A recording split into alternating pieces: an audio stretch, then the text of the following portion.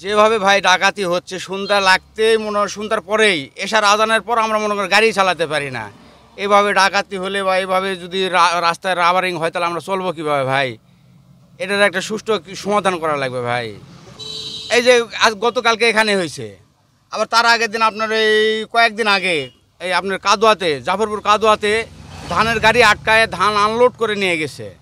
জয়পুরহাট আক্কেলপুরের এই মহাসড়কে প্রতিদিন হচ্ছে আমাদের এই রাস্তাতে মানে গাছ ফেলে ডাকাতি হচ্ছে। আমাদের তো জীবনে কোনো ঝুঁকি নাই, আমরা কিভাবে চলবো? এর একটা সুষ্ঠু বিচার চাই আমরা। অতি রাত্রে ডাকাতেরা গাছ কাটতেছে। ওই আপনি হলো জোয়ানা ব্রিজের কাছে 5টা গাছ কাটছে এবং এই কেশের মোড় থাকে রাজকান্দা স্কুলে এখানে একটা গাছ কাটতেছে। এটা হলো জয়পুরহাট জেলা আক্কেলপুর থানা কেশের মোড় থেকে উত্তর দিকে এবং হলো পূর্ব দিকে।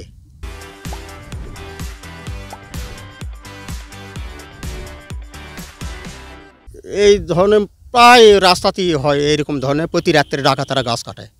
এর আগেও প্রায় মাস দুয়েক আগেও একবার ডাকাতি হয়েছে।